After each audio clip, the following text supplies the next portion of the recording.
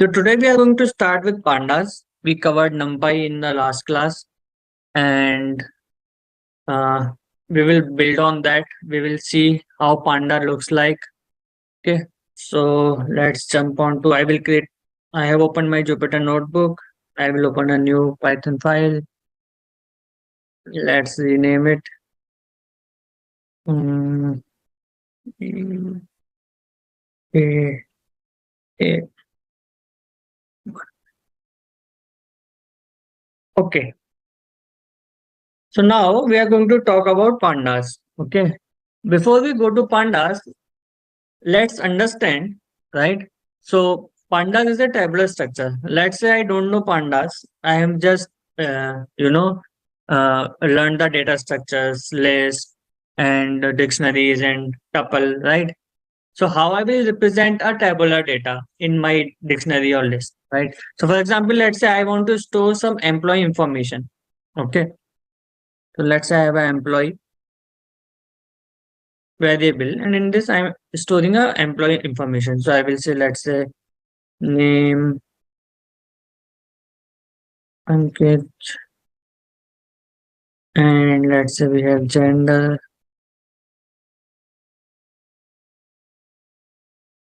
and male. Okay. And we have, let's say, email ID. These three information we are storing. Let's say Ankit @ Gmail. Right. So if I run this and print it, so this says that this is the information of an employee, name Ankit, and gender male, and email is this. Right. Now there will not be only one employee, right? So there will be multiple employees. Okay. So now if I have multiple employees, right? So there are different ways of storing information. One thing what I can do is I can just pass a list here. So instead of Ankit, I will pass a list of, let's say, three employees are there. Similarly, the gender of all those three employees and the email ID, right? So I've just created that. So just copy paste it. So what I have done is in the name, right? I have passed three names, right? Similarly, for gender, I have passed three genders, and for email, I have three emails, right? So, which means it is saying that for Ankit, the gender is male and email ID is this. If I take the first element of each list, that will be Rahul, male, and Vikas, whatever. Let's say Rahul it is. Okay, let's make it that. Okay, now again, I print this. So, I have this information now, right? Now, let's create this in a pandas data frame. Okay, so what we need to do is, so for pandas, I will say import pandas as PD, right? So if you don't have pandas in your Python installable, you have to just do pip install pandas, right? For example, you go here. I will open one more CMD. You will say pip install pandas, and it will install it for you. I already have, so I don't have to install it again. Okay. You just say this and run this, and that's it. Okay. So you can use this pandas now. So let me create my first data frame, right? So in pandas, their data frame is an object of pandas, right? So in data frame, we can store data in a tabular structure, like normal table in database, you see, right? Column, rows. In that structure, we can store data. So I'm going to store this data, whatever I have shown you, in a pandas data frame. Let me create a data frame. I'm naming it as df underscore employee. You can name it as anything. PD dot data frame, right? So in the data frame, the D and F are in capitals. Okay, it is case sensitive, so you have to pass like this.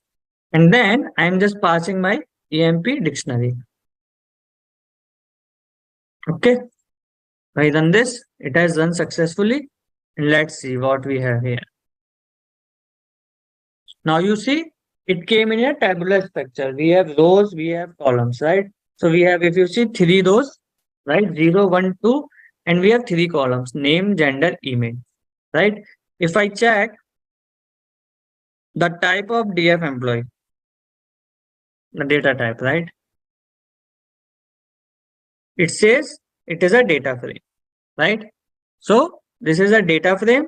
In data frame, the data is stored as a row and column. So we have three columns: name, gender, email, and we have three rows, right? Now, now what if I want a particular column, right? So if I want a particular column, it is easy.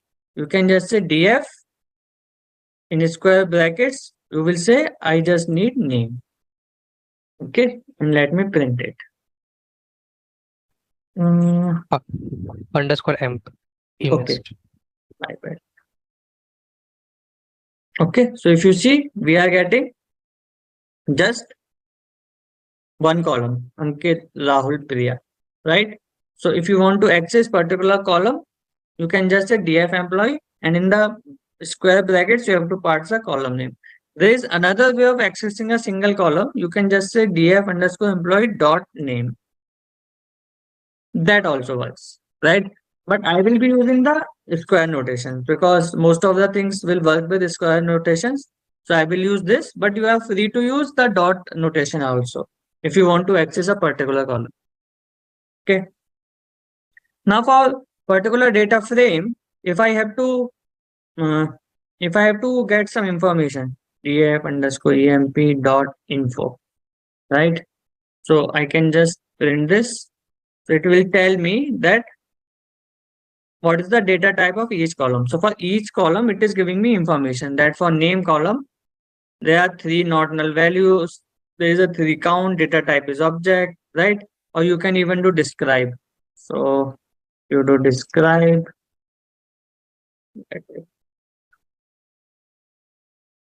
Okay.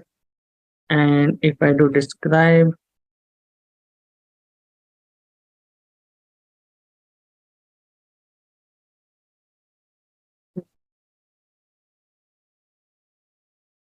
okay. So when I do describe, it will tell you na count and lot of statics about it. So we don't have much numbers in this data set. We will see other data set where we have some numbers, sales. So it will tell all the statics of that average, mean, all those kind of things. We will work with another data set that I will show you. But at this point, I'm trying to explain that we have df employee dot describe, which describes the data set, and we have the info column, which tells you about everything, right? What is the data type of each column and everything. Okay. Now let's come back to df, the single column. So when I select a single column, right? This is a column. Now if I check type of this, what do you think? What will be the type? Data frame. So I'm selecting a single column, right? So if I check the type of it, it is saying a series. It is not no more a data frame, right? Now what is series? Series is same as data frame. It is just that it has a single column, right? So you can imagine as data frame is a collection of multiple series, right? So if you have this, let's say this data set, okay, let's say you have this ordered data set. If I read all of this data in a data frame, it becomes a data frame, right? It has 1, 2, 3, 4, 5, 6, 7, 8. But if I just select one column, right, then it becomes a series. So series is just a representation of single column of a data frame, nothing much, right? Now you will say it is a kind of list. What is the advantage? Because in a list also I can store all the values of a column. It looks like list. Yeah, that's fine. But there are a lot of features of data frame pandas which can be used with series, right? And those cannot be used with list. So if it is a single column, we will the pandas treated as a series. That's it. You have to remember, right? We will talk about more about series later. But at this point, you have to just understand if there is one column, then it is a series. Okay. Now, what we are going to do in pandas session, I will be explaining these concepts with a smaller data set that I created, but we will see all this in action with a bigger data set. So let me create one more Python file.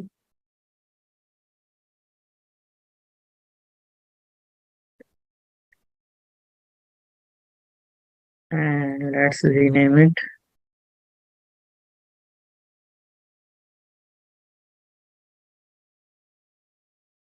Okay, so here we created a data frame from a dictionary, right? So this was the dictionary. I just part data frame employee.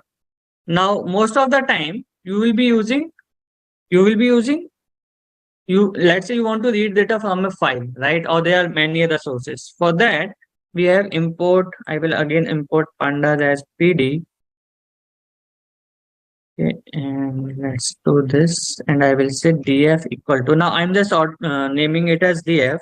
And I have this data set, right? Orders data set, right? It has all this information: order ID, order date, customer name, city, category, product ID, sales, and profit. Okay.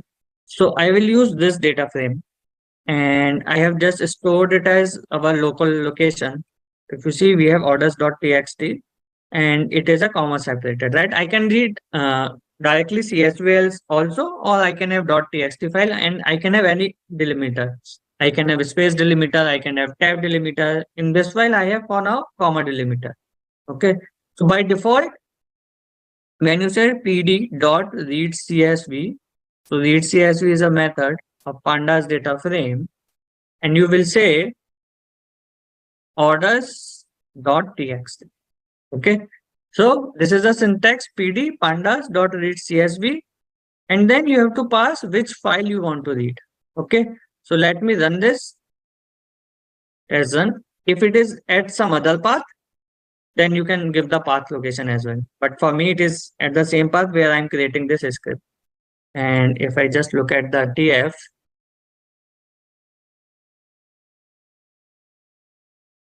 Do we need to provide this delimiter also, or by default it will take it? by default, it takes comma. If you have anything else, you can provide. Ankit, you are reading a TXT file by using read CSV command. Is it possible to do that? This is fine. CSV means a plain file. So anything you pass, you just have to make sure that delimiter is comma. If it is not comma, you can just pass delimiter is equal to. So for CSV file, the delimiter is comma by default. If you check, CSV file is a plain file only, nothing much. It is not an Excel file, right? For Excel, we have a different function, read Excel. But any plain file can be read through read CSV. It can be .txt file, .csv file, any file, and you have to just pass the delimiter. So if it is by default, it takes comma, but for example, if it is tab or colon, you can just pass it. Ankit, can you provide this order.txt? I mean, so that in Yeah, yeah. parallelly we can also do. You don't like- have to do parallelly, right? If you Okay. do parallelly, you won't be able to focus on session. You can do it later, Okay, right? okay, got it. Ankit, related to SQL also, wherever possible, please. Yeah, sure. Mm, it is not coming. df.show. No, it should come actually. Doesn't matter. There's some problem.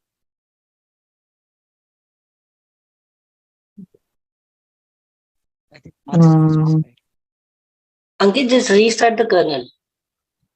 Yeah, I think it got.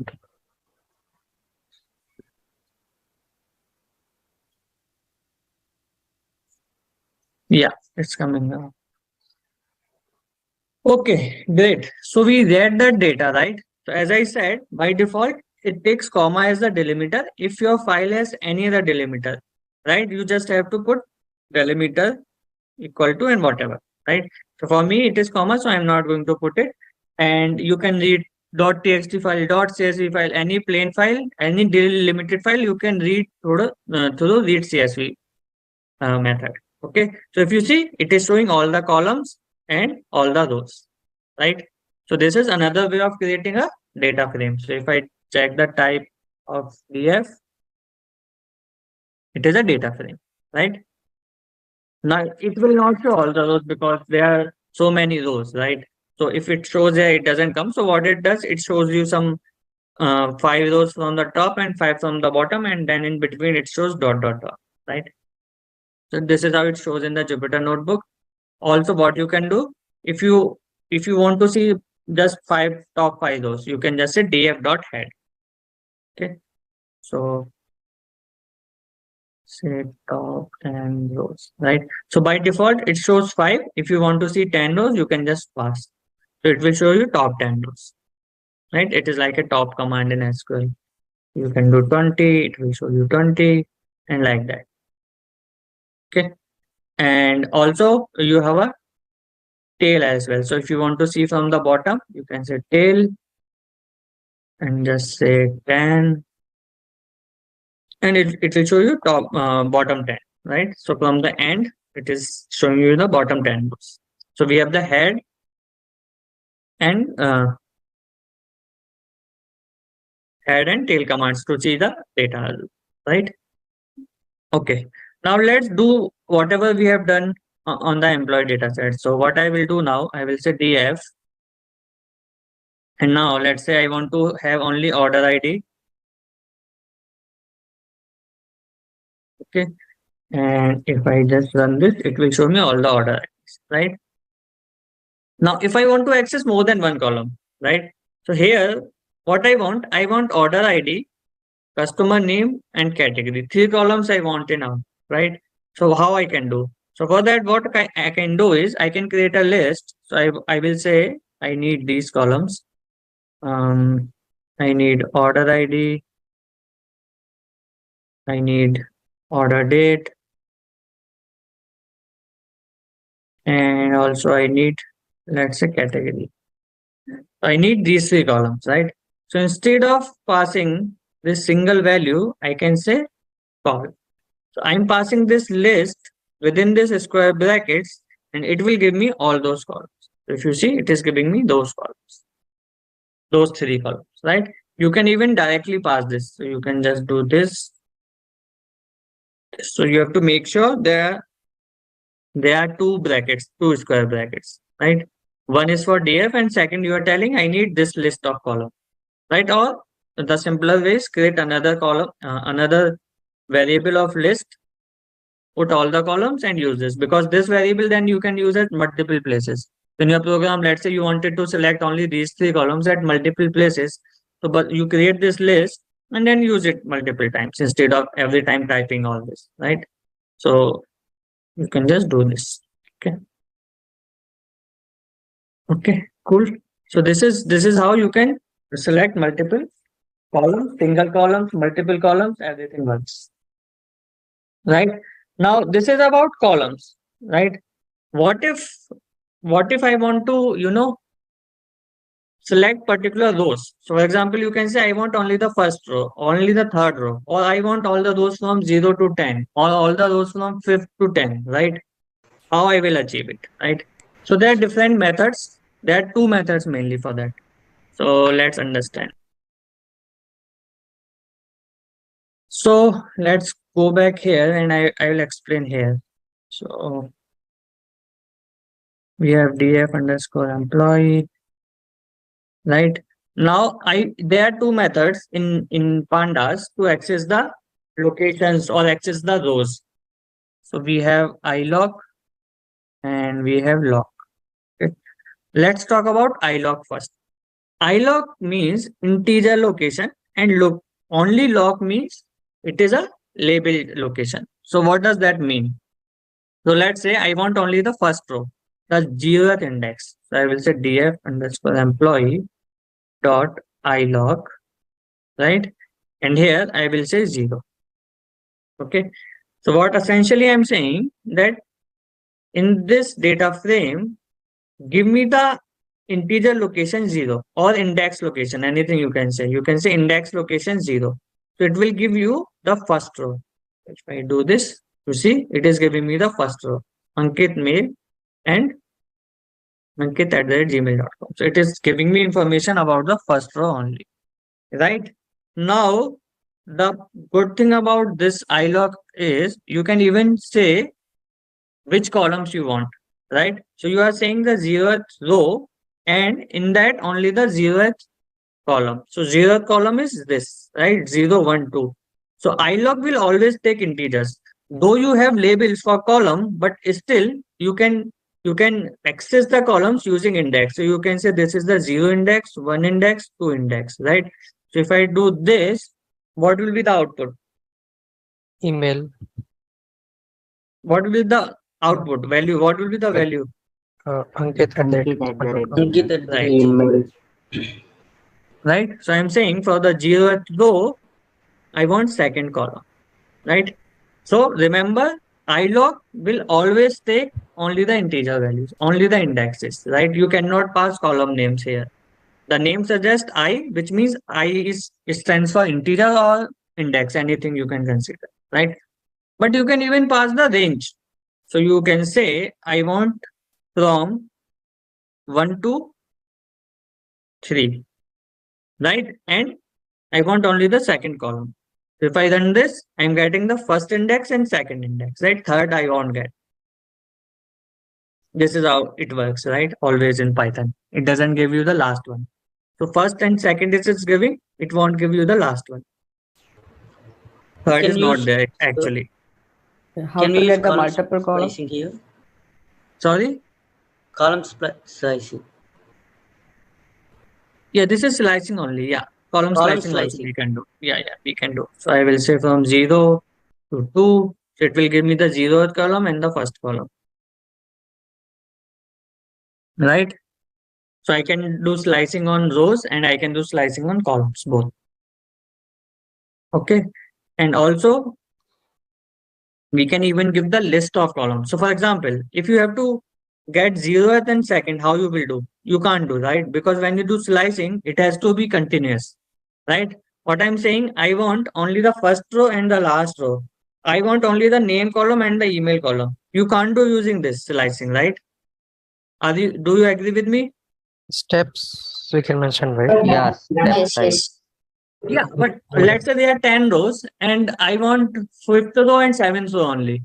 Or let's say fifth and eighth row only, right? I want random rows. So I want third row and then seventh row and then ninth row. Can you do using steps? No. No, actually we can do it by passing in a double square braces. We can achieve Yeah, that. right. So what we can do is we can pass a list again here. So I can say I want the first element, 0th element and first element, right? And again, let's say 0 for now. What it is saying, it is giving me the 0th row and the first row. Let me put it as 2. So it is giving me 0th row and the second row, right? And then the first column. I can say give me the first column and the second column again, right? So it is giving me Ankit, name and email, right? You can even pass the list of indexes which you want in your output. Okay, so there are three things, right? First is you can pass simply the, let me put one example, just first index of row and second index of column, right? This is one way. Second way is you can pass the slicing, right? Index slicing. Third way is you can pass the list if you want random values, random indices, right? So there are three ways you can pass values in a ilog function. Okay. Ankit, can you please explain one more time? I think I lost something. Yeah. Okay. Specific rows column. Okay. So ilog function is used to get the particular location in your data frame, right? So it is an integer location ilog. You can pass 1 2. 1 2 will give you the first row. So first one is represents row, right? Okay. And second represents column. So if you say 1, it will give you the first index. Okay. And 2 means the second column, 0 1 2. So it will give you email of first row, which is Rahul. Okay. Okay. Now I can do slicing as well. So if when I say 1 colon 3, right, it will give you all the rows starting from 1 till 2. It doesn't give last one. So it will give you 1 and 2 and the first two columns, 0 and 1. Right. So this is how you can do slicing as well. The last one I told is what if you want specific rows. So for example, you want the first row and the last row only, right? First column and the last column only. You don't want this one. So you can even pass the list. So you will say give me all the rows of indices 0 and 2, right? And all the columns of indices 0 and 2, right? So you are getting 0 and 2, and 0 and 2 is this name, email. Means a second list is for column, right? First row, Right. first. Second list is for column and first is for rows. Okay, okay. Okay. What will be the type of this result? Is it string or data frame? This will be data frame. Okay. So If it returns one row, then it will be one row and one column. It will be series. If it is a multiple, then it will be a data frame. It returns a data frame. okay, suppose we need to change something from this data, then how we can change? I mean, instead of Rahul, if we need some other Yeah, name. we'll come to it. We'll come to it. Everything we will cover. Don't worry. Okay. There are ways of doing it. I will show you. Okay. Maybe not today. It is in tomorrow's class, but we have a lot of things to cover before that. Okay. Okay. So this is all about ilog. Let's see what is log function, right? So we have LOC. So LOC is label based. ilog is index or integer based anything. Okay, it is label based. So whatever is the label of your data frame, based on that you can access rows and columns. Okay, so let me do this again. And okay, so I will say df underscore employee, right? Dot log. So instead of ilog, I'm just saying log. LOC. Now I can pass the labels. So for in this example, we have the label says 0, 1, 2. So I will say give me the, so it looks like the same, the how it is indexed, but I will show you that we can even change this indexes, right? I'll show you. What essentially I'm saying, give me the row where the index value is 1, right? The label of the row is 1 and give me name. Okay. Sorry. Name. Okay. So it is giving me the first location and name it is giving, right? Now you will say it looks same as ilog, the first More one. convenient to read. I'll change the index and show you it is different, right? But you see here I can now pass the columns, right? In the ilog I was able to only pass the indexes. I can't pass the label names, but here I can find pass. I can even pass the list. So I will say I want name and email.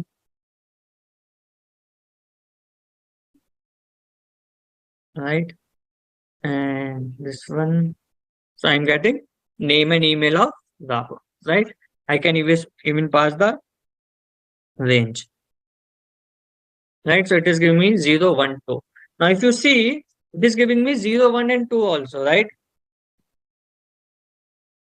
Do you see? With Yeah. ilog, it was not giving. With Python, it was always like that. It won't give you the last one, right? Right? Yeah. It never gives you the last one, but here it is Yes, giving Ankit. because the log function is label based. It is not the index. So you are saying give me all the locations start from 0 to 2, right? So 0, 1, 2, all the labels it is giving you. In fact, you can even do this. You can say give me all the columns from name till email. Okay. If I run this, it is giving me all three. So what it will do, it will start with this column name and give all the names until it finds the email. And it will give you email as well, right? So if I give gender, it is giving you gender. Similarly, for rows, it will start from 0, right? And give you all the rows up to 2, right? So if I do 2 comma 0, what will happen?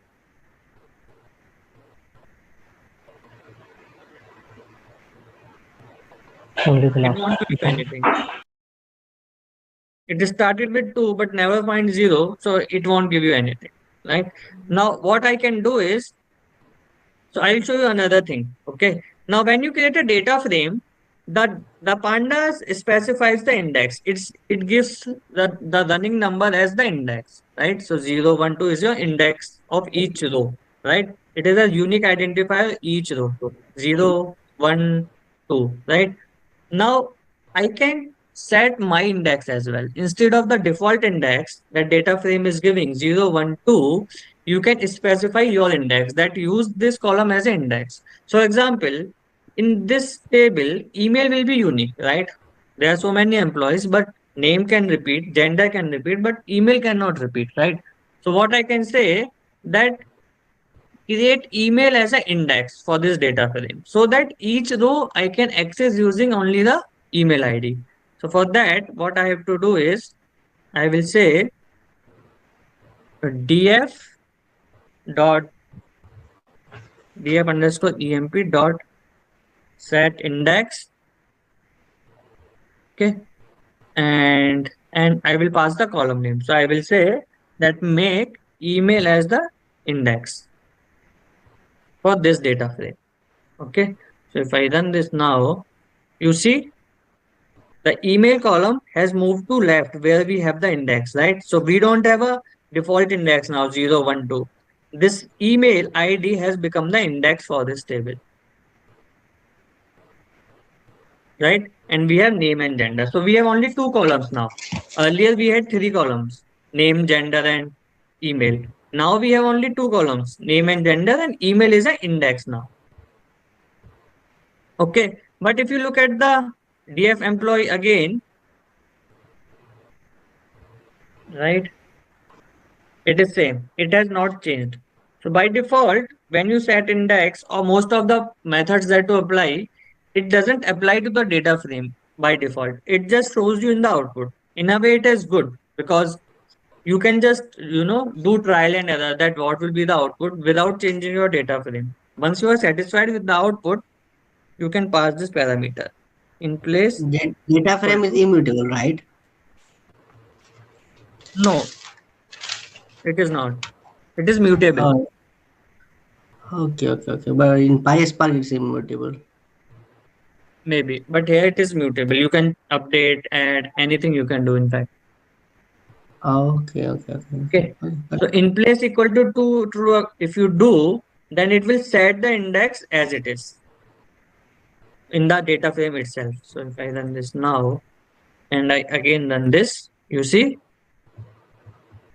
our data frame has changed and now email ID, name, gender are there. Right? Now let's come back to this one.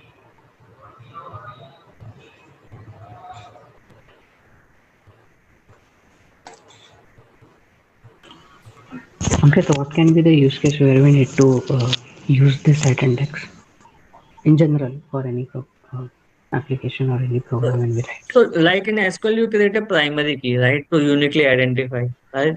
Now, if you create this index, right, I'll show you how you can access elements using the index only. You don't have to pass the, so for example, in iLog, you have to pass the integer value, right? But let's say you have a data set and let's say you have an email ID, right? So you can directly pass the email ID if the email ID is index and you will get the value. Otherwise, you will have to see where is that email ID in the data set, at what location, right? Right. Right. If you want Priya, let's say information of Priya, and you are using iLog, then you will have to pass, right? That which index is there, you have to see and then get it. Here you can directly pass because log takes the labels, right? So you can directly pass, you can say, I want information of Priya, right? And I want all the columns or whatever, name and gender. We have name and gender only for now. Okay. Mm-hmm. Mm, Now so- after .com this. Okay, so you see, I got Priya, right? Again, you want multiple employees, you can pass a list, right? So I will say I want Ankit and Priya, right? So preferably index should be unique and a distinct value, right? Right. Ankit, even let's suppose you are passing it as index, but I want to print the email as well. Is that a provision to do that? Email If you will be there in the, it will be shown, right? Correct, but it will be coming as an index, right? Means I Right. want If you want to keep it as another column. correct. Right, right. You can create another column with some name, email ID, and And use then that assign as a it. column. Okay. Yeah. I'll show you how to create new column, populate, and with that you can do it. Mhm. Okay. But for now, And the main point I'm trying to bring is we can access the rows and columns using the labels, using log function and using ilog function. We have to pass the indices. That is what you have to remember. And you can do slicing and everything. So here also you can say, give me everything from Ankit to Priya. And you can just put the colon here. Right. So it will give you, it will start from Ankit and it will go until it finds Priya and give you all the rows.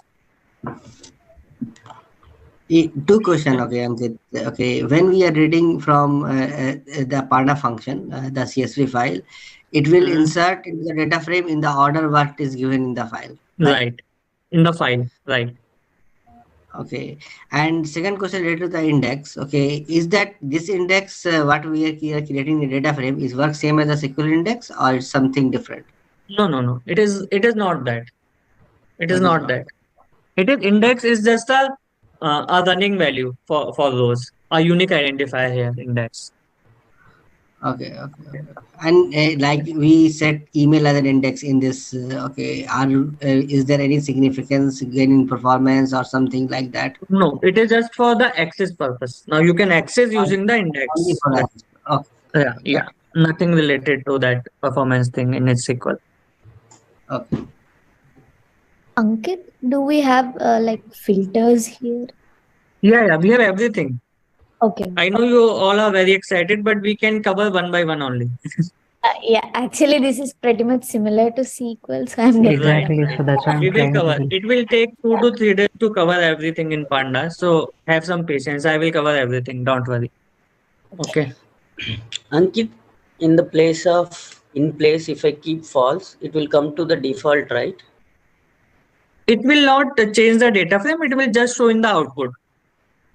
So by If I default, don't in place want, equal to false by default if you don't pass. okay, So what if is I a good don't want practice email to? as my index, so I want the default. At that time, what can I do here? So by default, it is like that, right? Yes, yes. Now We you want to change to reset it, you email. are saying. Yeah, what I'm telling you is like now we have changed email as a index. Right. So now I want the default one. Yeah, I can do it. So that was the next thing. We can do a reset index. So I will say df underscore employee dot reset underscore index, right? I do this, it is back into the old shape. So email is a column now, name, gender. Again, this is not done. This is in place equal to false by default. So if I check my email data frame again, employee data frame, it is like index is there, right? So I have to say every time in place equal to true. If it is bold, so it means that it is Yeah, index, right? it will show you separately, right? So if you see Okay. name and gender columns are coming on top and this is an index, right? Yeah. And it is bold also in bold. Yeah, So, right. Ankit, what is the good practice always to mention in place, whether it may be true or false, or to just It leave is it not like a best practice, right? It is about what you want. If you just want to play around and don't want to change anything in your data frame, right? You will just keep it as false. But if you actually want to change the data frame, then you will put true. There's nothing like best practice, right? okay? If you really want to change, then you have to place in place equal to true. If you don't put it, won't change your data frame. As simple as that. As we made the email as index, so can we still call ilog function through indexing or it will not work? Yes, yes, yes. We can do that. Let's do it again. So Okay. let's put it again. Set index. Okay. So the question is we are doing it using log function, right? Can we still run our ilog functions? Let's see. So let me comment this one. We can still use our ilog function. Df employee dot ilog and let's pass 1, 2. What will be the output? Quick. Rahul and Second row, Rahul and Rahul, Rahul and Rahul. gender. Think about it. This is my data frame now, right? I have set the index. What will be the output? First Rahul row and and male. second column. And Rahul, male. Rahul male. Anyone thinks that it will give error? Yeah, Yeah, out of index. because now yes, only yes, two yes. columns are there. There are only 2 columns now. This has become an index. So this is 0, this is 1. 2 is not Correct. there. It will give me error that 2 is not there, right? So I can pass anything else. Let's do one by one, and it is coming, right? On normal, everything will work. Whatever we were doing with dialog, the only thing is now instead of 3 columns, we have only the 2 columns. It will all work. Only when we give the range it is -1. Otherwise, if we set a integer, it considers as it is, right?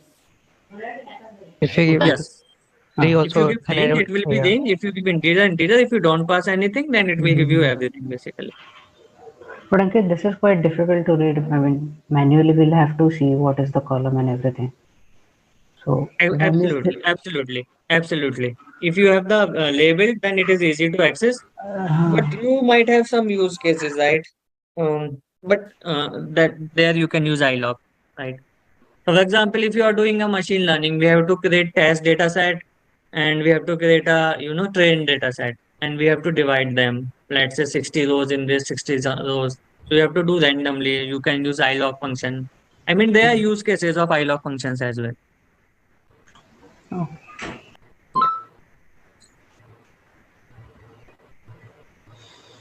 Okay. Great. Ankit, one more question. Can we pass that integer values, I mean, like 0 colon 2 in the log function, the second parameter? So like we are No, labeling as name and gender. So instead of no, that, can we? Okay. you cannot do that. You Okay. cannot do that. So it will give you error because it is label based. It will say this label is not there, right? Okay. So if I do this, then what's the purpose of iLog if we can Uh-huh. pass index Right. in that as well, right? Right. Okay. It will give you error. It is not there. Okay. Got it. Got it.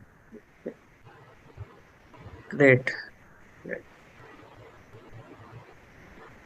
Okay, let's see this in action and few more things with our orders data set, right?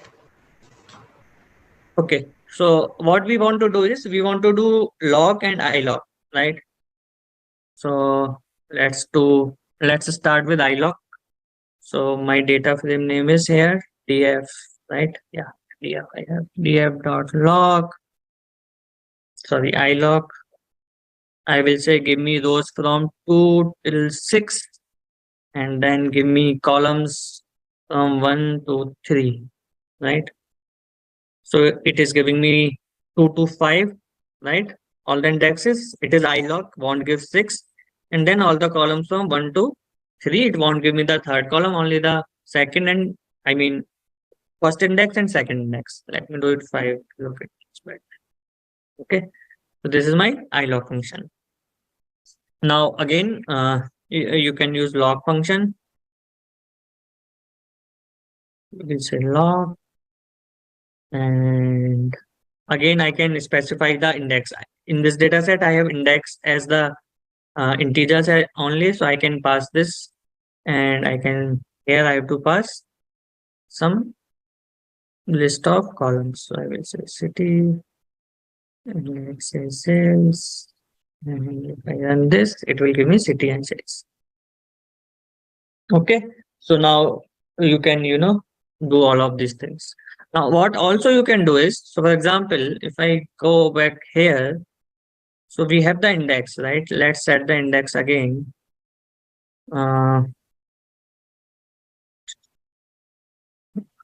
Okay, this is the one. Okay, what we can do, we can even sort the index. So for example, it is not sorted, right? P should be before that. So if you want to sort the index, we have the mechanism for that as well. So you can say df underscore emp dot sort underscore index. Okay, so let me comment it. If you see, it is sorted now. A and then P and then R. Earlier R was there before. So if you want to sort, you can sort. Again, this sorting is not done on the data set. It is just the output. If you want to done on the data set, you have to say in place equal to true. So always remember that if you want to make the changes in the data set, always pass in place equal to true. Otherwise, it will just do this operation and show the output. That's it. It is not going to change your data set. Okay. So you can do even the sorting.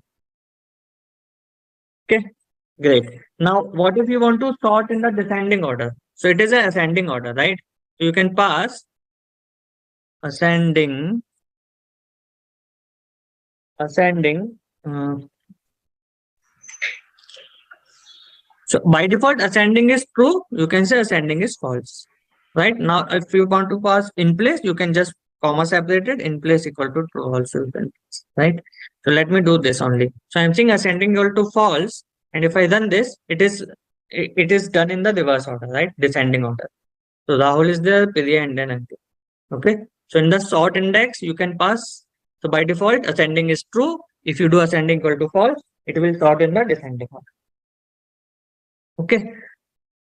Great. Now what if so ilog and log you can play with this orders data set. I will share this data set and you can play with log and ilog. You have to spend some half an hour so you will be comfortable. Otherwise, it might be confusing later if you don't practice now.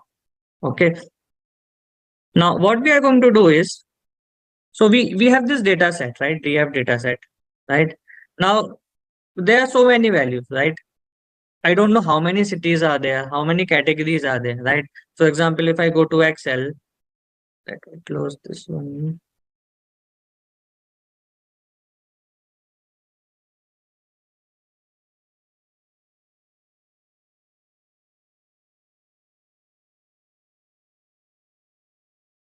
Yeah, so we have this orders data set that I have written. I have read in the pandas. So in Excel, what happens if you want to see how many categories are there? You just go to drop down, right? You will see, okay, I have 3 categories, right? Or let's say city. So you know all these cities are there. This is the list of cities, right? You don't have to scroll and see what all are there, what all are not there, right? Similarly, in pandas also we have that feature. What we can do, I can say, I want all the distinct values of category, right? So I will say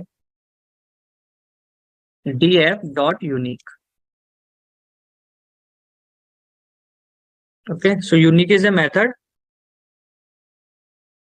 What it will do for any column, sorry, I have to pass the column. So category. So I will say for category column, give me the unique values, right? So it will give you all the unique values of for category column, right? So if I run this, so see, it is showing you there are 3 values, right? Remember this? What is this? Series. Remember this data type? Numpy. NumPy. This is returning a NumPy, right? So it is built on top of NumPy, and many places you will see the reference of NumPy when you see the output, or many places you will see that. Ankit, one thing, if we have to see this category in this tabular format, do we need to again assign it to a data frame? Yeah, but it is just you are seeing the unique values. Why you want to? But you can do that. I mean, You just can do asking. that. Yeah, you can pass it to pt.data frame and it will create another data frame out. Because it is a single column, it will be a series basically. Okay. Now, what if you want that for each of the category, right? For each of the category, let me put this command to get unique values of the column. So I want to see how many records are there for technology, how many are there for furniture, how many are there for office supplies. So for that, we have the value count function. So I can say value underscore count. If I run this, it will show me that for office supplies, there are 2773 rows. For furniture, there are these many rows. And technology, these many rows. It is like a group Okay. by in SQL, right? Yeah, counts are for Yeah, this value counts is only for to get the count, but exactly to get this get the functionality of group by, there is another function. But value counts is specifically to get the counts, and this is like group by category and count star. Right. Ankit, So so Ankit, using this value we guide can means regarding if we say this furniture, right? So you mean to say that Mhm. this furniture comes 1764 times. Right. So there are 1764 rows of furniture. So if I go to Excel, if I filter on furniture, okay, and if we see, there are 1765 rows, right? One is header, so it is 1764 rows. so Ankit, this particularly can be used before doing any analysis to see if there is any skewness in particular data set or Right, right, right. right, right, exactly. So if you want to see the distribution of a column, right? For example, we can even say cities there, right? So I want to see how many orders are there in each city, just to get a idea, so I can see, right? So it by default sorts in a descending order. So maximum orders is from New York City and then Los Angeles, right?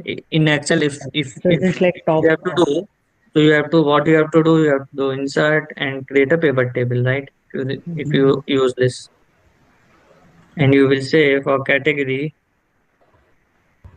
take it to row, and then just we have to get the count. So we can put here, and it will give you the count. This is a pivot table in Excel. And this is giving you count of for furniture, how many rows are there? 1764. And same thing we are getting here, right? Multiple fields can Shall be we pass passed here. multiple columns here? Let's pass it. So I will say category, and let's take something which doesn't have many values. No, we don't have any. Let's take city only then.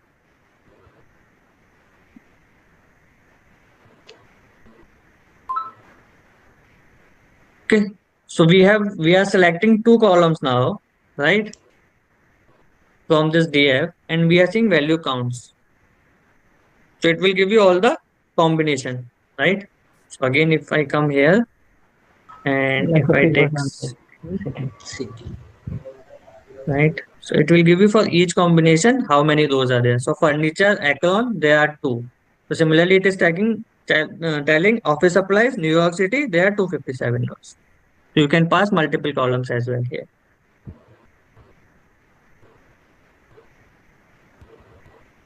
Okay, so in this we can see that some middle rows are skipped. Any way to see the entire, or do we have to Yeah, so again there are change? some settings I don't remember. So you have some PD dot set options. In that you can set it actually. You can just Google it, but you can do it.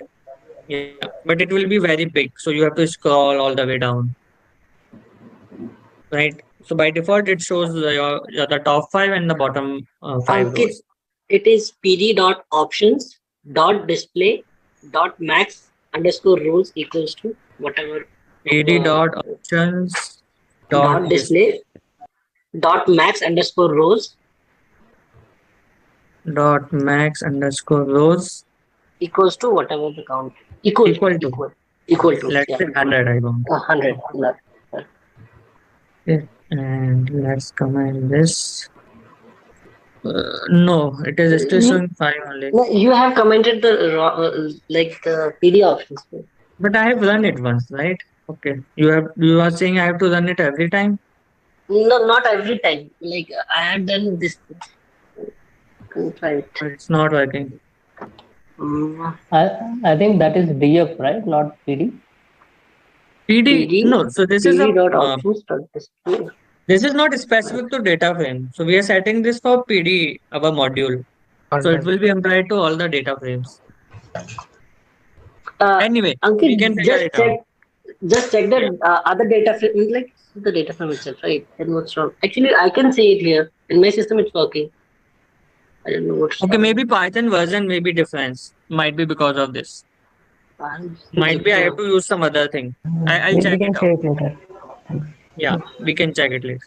Okay, but you can do it. There is an option. In fact, you can change the. So, for example, you have max rows. Let's say in your data set you have too many columns. Let's say 50 columns. So it won't show Max all the underscore columns again. So you can Max set that underscore columns also show me 10 columns or whatever. So you can set that max rows and max columns. It is just about the display. That's it. Okay.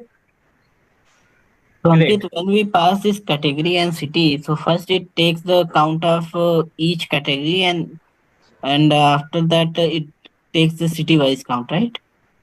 No, it's take the combination, right? So let's say you have category.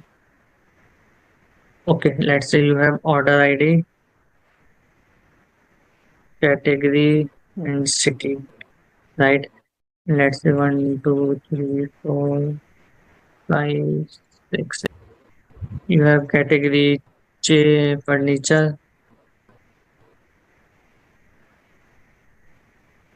This is also furniture, and this is technology. Technology. Okay. Now let's say you have the cities as well. So let's say Bangalore,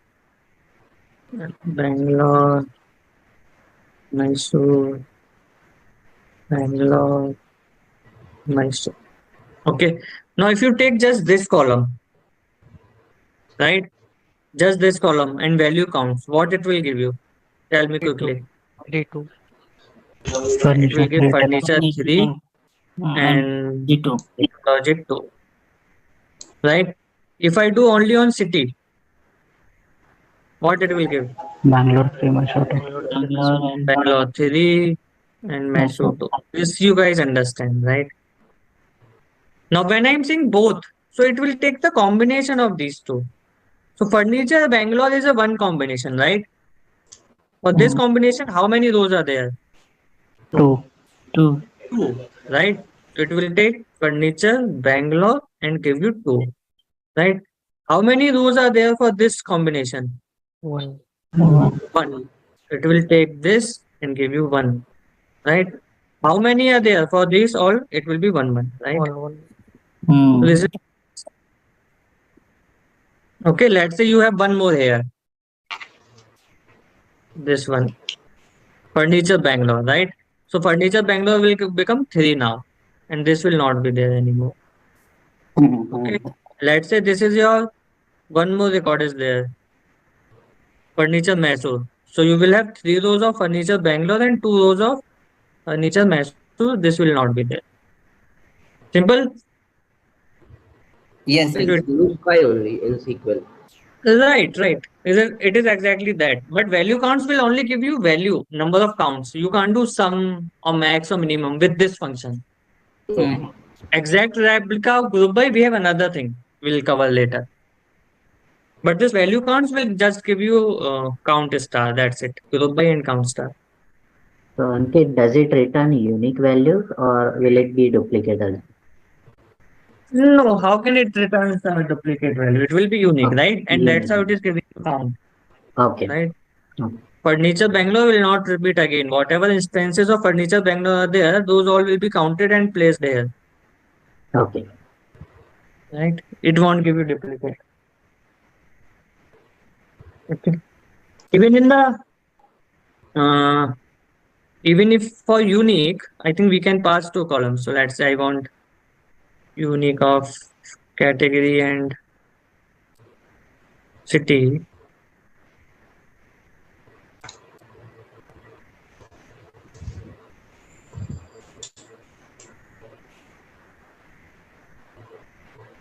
It's not working. I think it is saying data. No, so this unique is only for series. So it doesn't give. So you have to have only one column.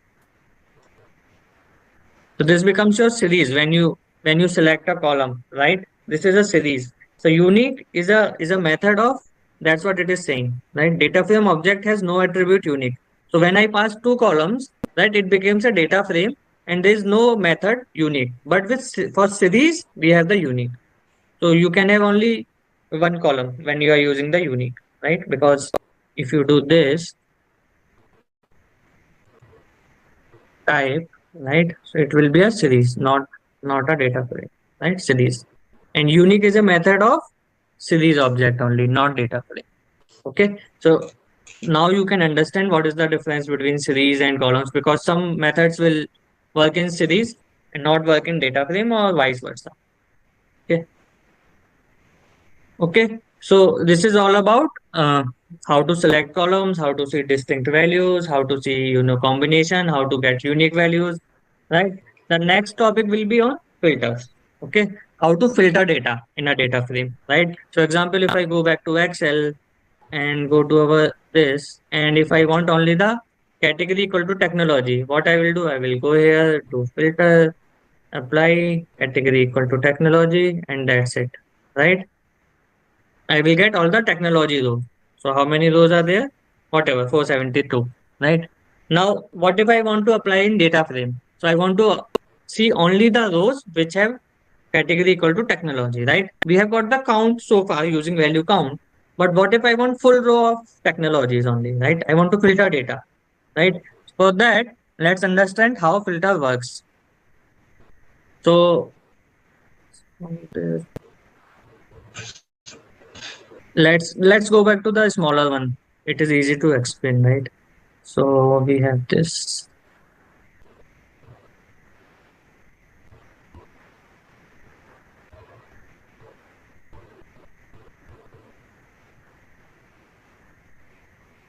Why it is coming on top? Okay.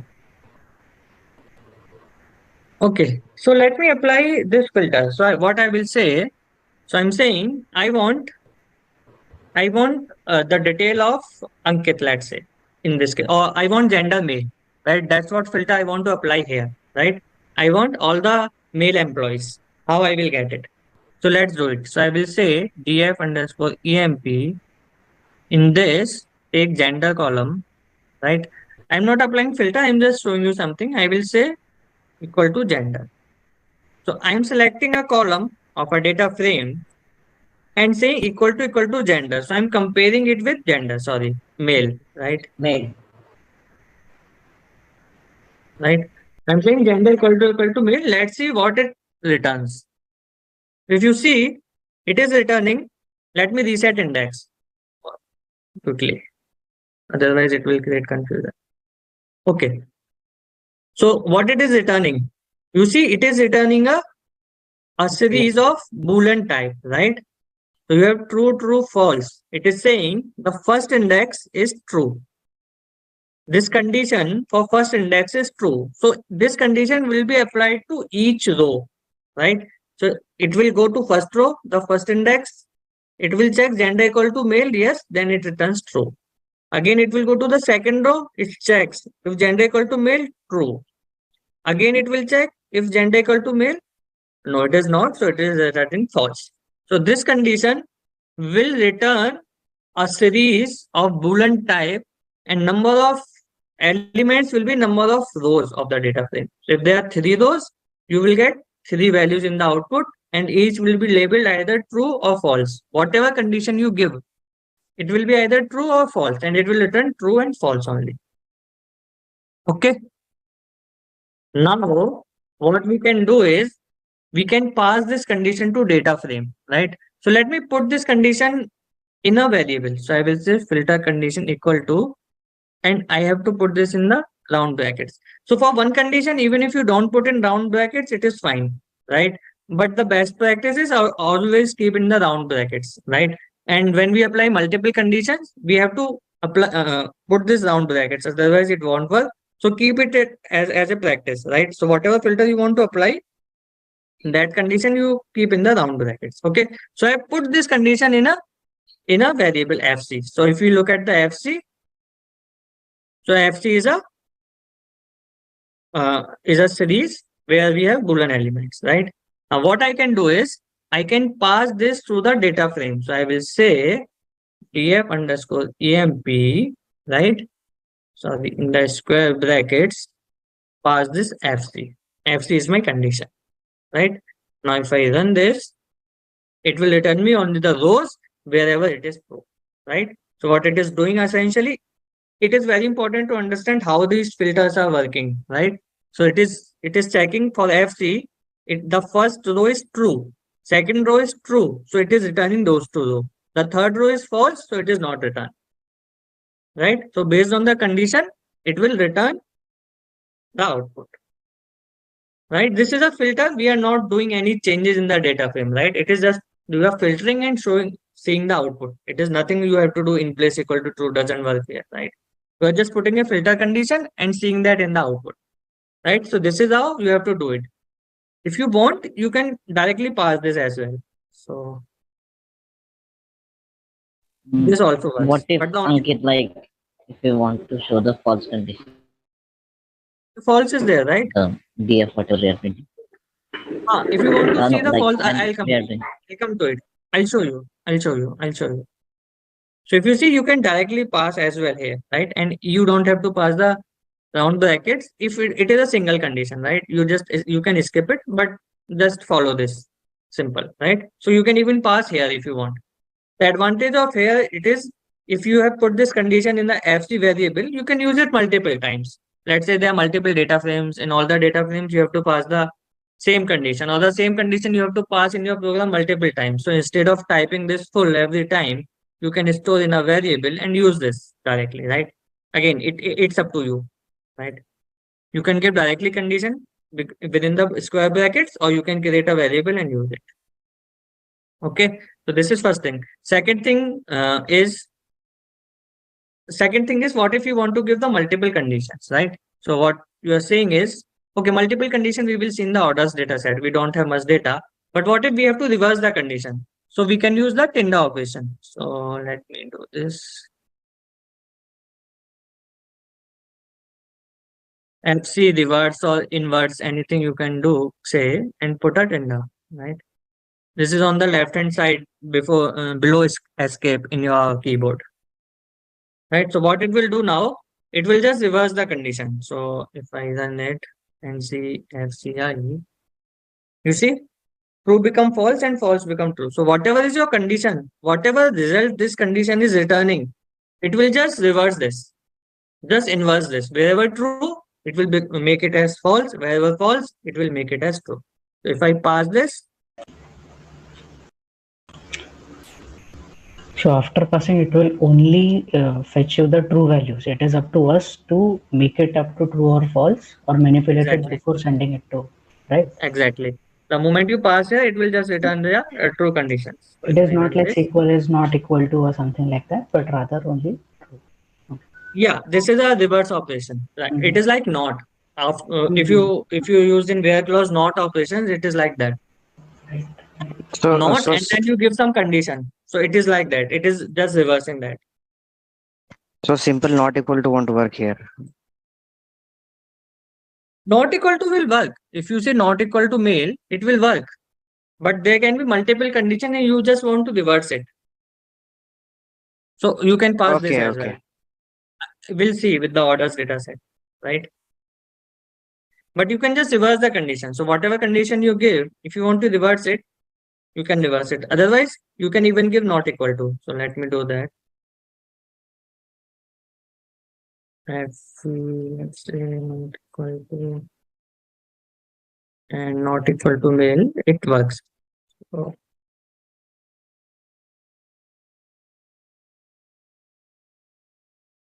it works. It is giving me all the female employees. Okay, let's go back to orders data set and do some magic. Okay, so we have DF. In DF, we have all these things. Now, what I want to see category technology. So, what I will do, I will create a filter condition and I will say DF. Now, you can even do this dot as I told you initially, right? You can say DF dot category equal to for comparison, you have to use double equal to, right? Single equal to means assignment, right? You can say furniture, right? And this becomes your condition. And if you pass this condition to DF, right, you will see only the category where it is furniture. Okay. Now you want to apply, let's say, two conditions, right? So you want to say that category equal to furniture, right? And you have to use and and let's say sales is greater than 500. Okay, so I will say sales, sorry, df dot sales. Again, I'm using dot operation to show you that also works, but I generally use the square brackets one. Okay, so greater than or equal to 500. Right. So now here it is mandatory to give brackets of each condition. If I remove these brackets, it won't work. It will give you error. So when you are giving multiple conditions, each of the condition you have to put in brackets and between them the AND operator if you want AND operation. Okay. So if I run this now again, so you see we are getting only the rows where sales is greater than 500 and category is furniture. Right. Let me make it bigger so that we don't have much rows. Right. So it is giving me sales greater than 1000. There are 146 rows. Let's increase into 1500 or let's say 2000. Okay. So we have again some rows. It is showing all the rows. There are not many. So it is showing all the rows.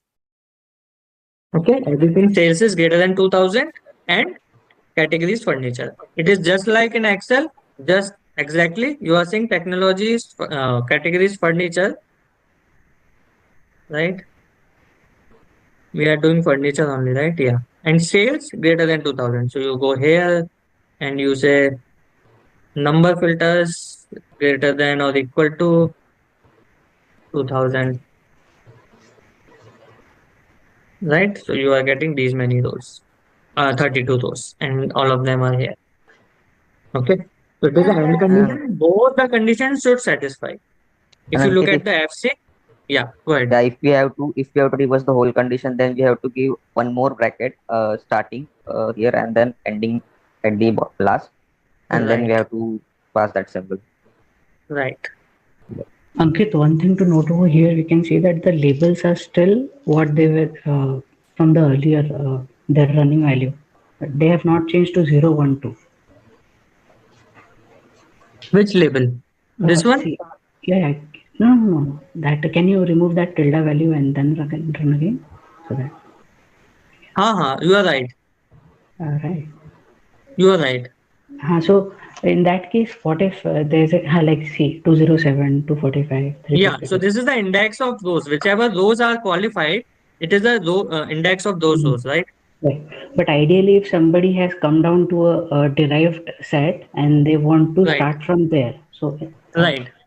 So what you can do is you can create so you don't want to change your original data set, right? You want to create another one.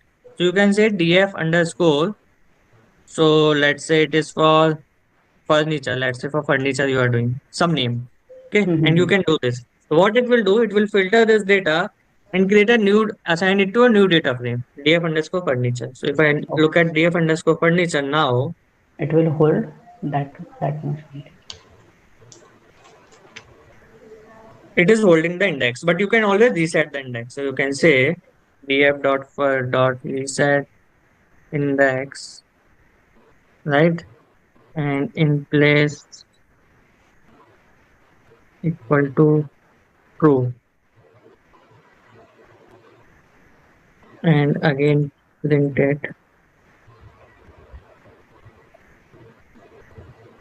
Now it is resetted, right?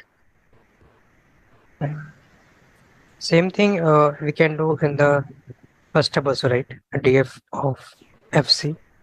So also what is happening is, let's do this again. So we have this. Okay. But Ankit, if I further make any changes to the original DF, will it affect that DF No, underscore? no. Those are different now. Okay. Okay. Also, one thing if you have noticed, we are doing df equal to dffc. So whatever those are there, they are coming as it is, right? Even the index. And using the reset index, we are doing able to do in place equal to 3, right?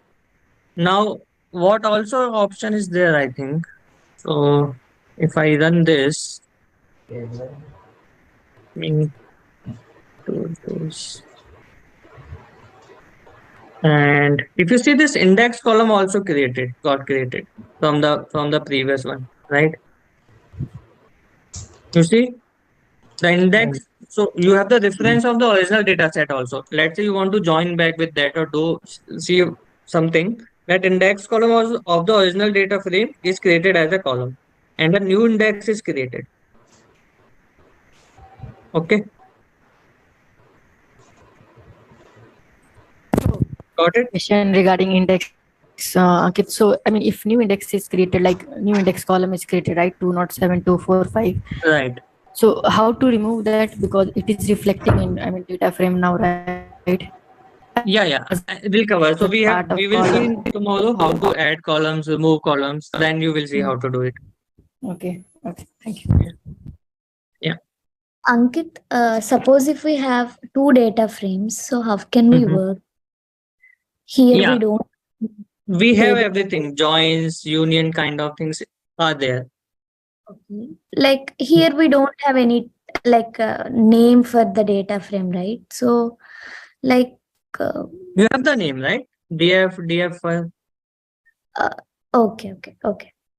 This is Okay, the can name you? of the data frame, right? Oh, okay. This is my original data frame DF. I created new DF underscore furniture. So this is two data frames are there now. Ankit, I have just shared the codes for Max stores. Let's update it. Could you please just run those codes?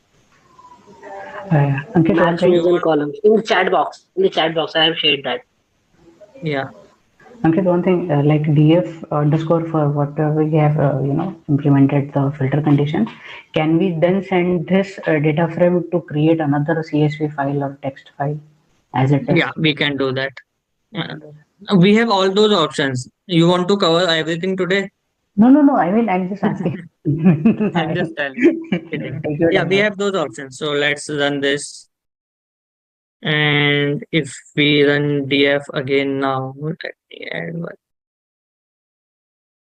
df. Yeah, it's working, but it is showing you everything. What if I want to limit to 500, right? I think you have to pass in place of none. Okay. Yeah. So let's do 100 and 100. Run this again. And nah, yeah, this is working, I think. No, this is not working. The moment I pass 100, oh, maybe in the single quotes I have to pass, I feel. No? I didn't check I this. don't I know. didn't check. Actually, earlier it was like we have to No. mention the number of rows. Now they have just updated. I have just Googled this codes. Okay. Okay, if you pass none, it is working basically. It shows you everything, right? So there should be some way to limit also. I can check later, but that's fine. Okay.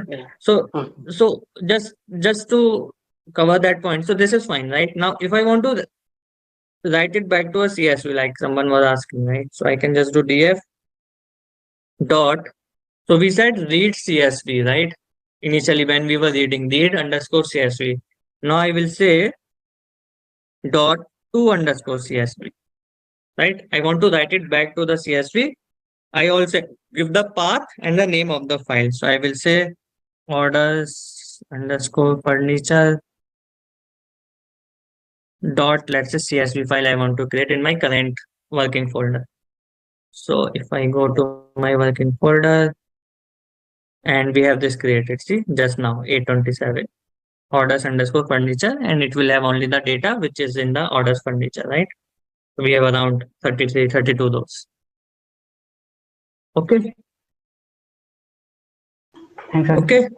Yeah, great. And also you can create, if you want to change the delimiter, right?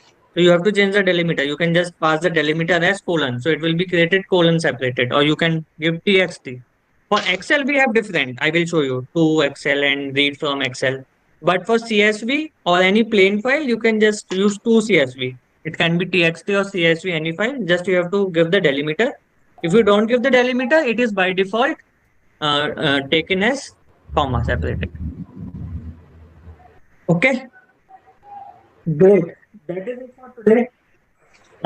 Okay, one last thing before you go. One last thing. Okay. Now let's say you want to filter on multiple values. So for example, if I go back to Excel, right, the original Excel, and if I want category, furniture and office technology both. So I will select these two, right? And it will give me all the furniture and technology, right?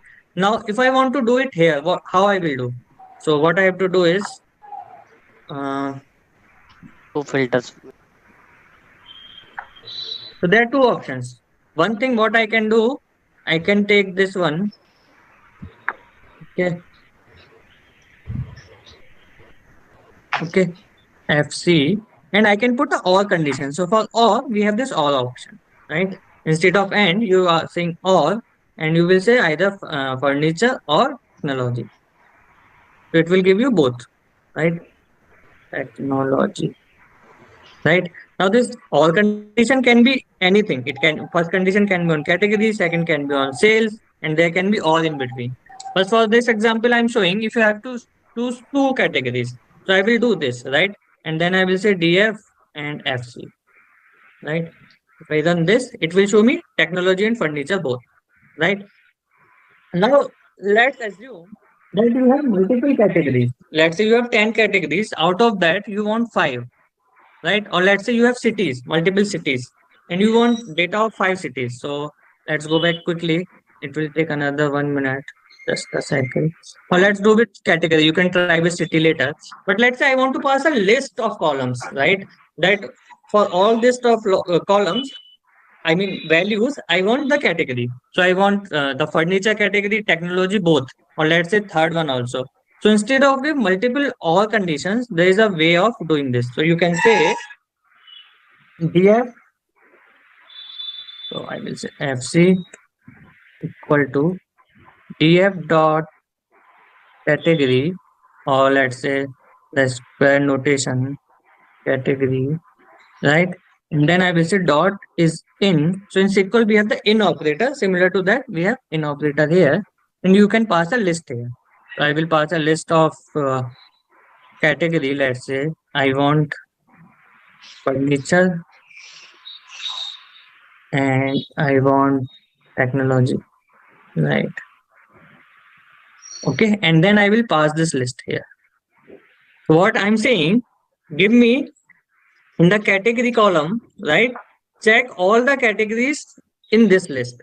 If it is there, then it returns true, right? So if I run this, this also works, right? So how it is helping me? If we have, let's say, cities, so we have so many cities, I want data of five cities. So you have to give this all condition five times and it will become very big, doesn't look good. So you can pass is in and all the values that you want, right? For category, you want furniture and technology, you just create a list of all the values which you want and pass this in this dot is in. It is similar to the in operator in SQL. Okay. What is the second condition? DF dot category is greater than equals to technology. Sorry, it has to be equal to. My bad. Okay. What if I want to fetch like a few uh, columns in the output in the last DF of FC, right? So if I want few columns in the output, then yeah, you can do it, right? Column name, right? You can pass the column name. So you Okay, want okay. only, let's say, order ID. Just for ID, you can do this. You are getting only order ID. So If you this is want some returning a new customer, data frame. Once the new data frame is returned, you can do all the operations with the data frame, right? You can apply log function, ilog function, or whatever you want to do. So it is just filtered data frame, and then you apply everything. so can we filter the rows here for particular customer name? You want to apply one more filter?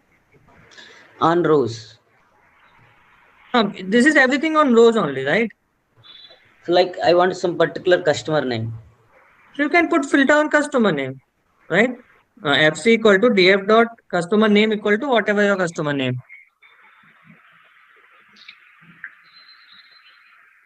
Right? So this is your first condition. Let's say do this. So this is your first condition. And you are saying within this, I want df, we have what column we have? Let's see quickly. Customer name, right? customer name, right? Equal to, and you can pass some value. So let's say, so we need someone from furniture, right? Yeah, it is fine.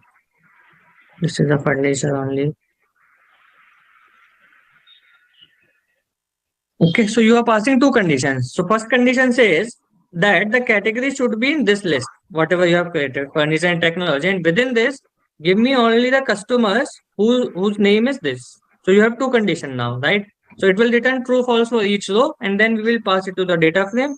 And if I run this, it is giving me all the orders of this guy only, right? Okay. Okay. Perfect.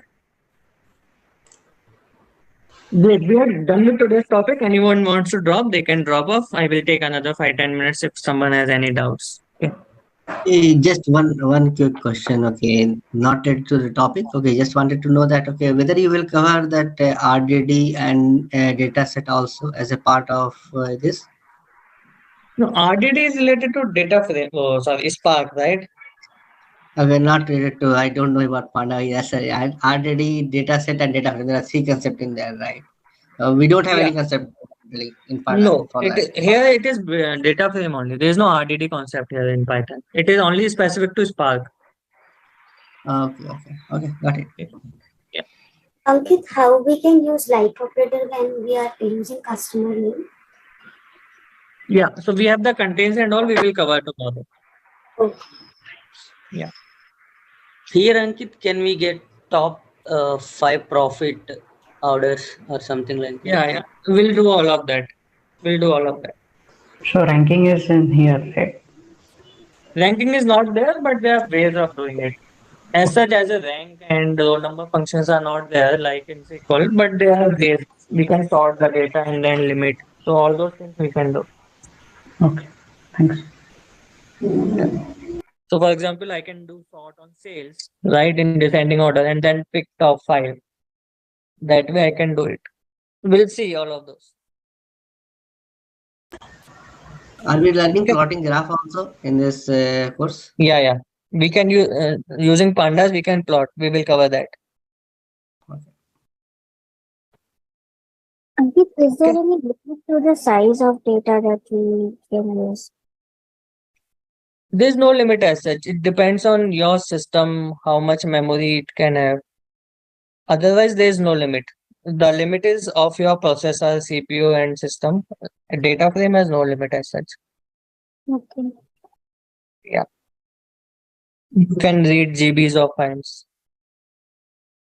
Ankit, can I discuss one assignment question? Like, I don't want to discuss the whole, like, what is the solution, but I have like a query on it because the solution that you have provided doesn't seem to run for me in my Jupyter notebook.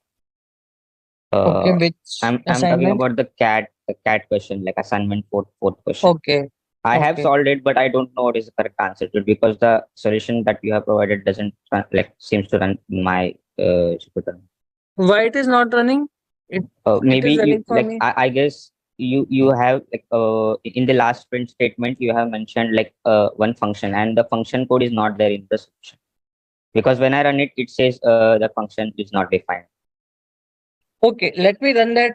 Oh, okay, got it. Okay. Actually, I removed the function. First, I did using the function, and then I realized this assignment I gave before the function. So I removed the function. You can just remove the function call and just run it. You will see the answer. Okay, I will fix it. I will fix it in my solution. Yeah. Okay, I got it. Yeah. I will do that. Yeah, you can just remove that and see the final variable where we have cats with heads, and that will you can match with your output. Yeah. Okay. Ankit, do we need to upload this assignment answer somewhere? You don't have to because I can't go and check every once of yours. What you have to do, solve it yourself and just see my solution and check if your answer is right or not. That's it. Okay. Okay. So, but before checking my solution, you should solve yourself, right? Don't just go and check my solution before trying out. Okay. Okay, one last question. We have over here we have used fc equal to df category dot isIn category, right? forget that and condition. Then again, if we have to sort, do I have to write dot sort, dot, or Yeah. whatever the functions are? Can we Yeah, carry yeah. on? We can do it. We can do that. We can do that. We'll see that. Yeah. We'll talk more about sorting. We just sorted on I the mean, index, right. but we can sort on the values also. We'll see that. Okay. Thank you. Ankit, one question. In a production scenario, which services do you use to run this Python code? Let's say on AWS. Sorry, didn't get you. So let's say we are building a pipeline. You are reading from size 3 or something. So when you deploy the code, where does this code run actually, on which service? You can run on Lambda, Okay. AWS Lambda. Yeah. Okay. Yeah. So Lambda supports all many languages. It supports Python as well. So you can just put it in Lambda and schedule it or put a event trigger, whatever. Okay. So and it will run. Okay.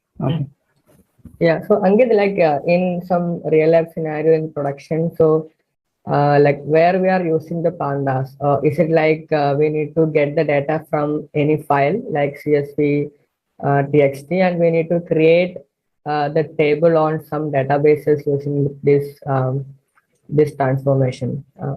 Is the real? Yeah, so there are a couple of things. Let's say you are in a cloud system and you are running this in a Lambda, and your data is in a S3 file, right? So you can directly read from S3 to pandas, right? Just like we are reading CSV, you have to do some setting changes and just you can read directly from S3 file also, and you can run your code in Lambda. Otherwise, let's say you have a database, right? So you can even read direct table from databases as well. We will see that. So Okay. instead of reading from CSV, we can even read a table of a database and put it in a data frame and do data frame operations. Okay, so basically it is to create some tables in a target database, right? So not just create tables, right? You can do all the data manipulation, data analysis you can do, right? With pandas. Okay. If you want to do some analysis or, if you are learning machine learning, so or it supports the pandas data frame. So you can directly pass the pandas data frame to a machine learning module. Okay. So it will take all the columns and everything. So there are a lot of use cases of pandas, not just loading a table.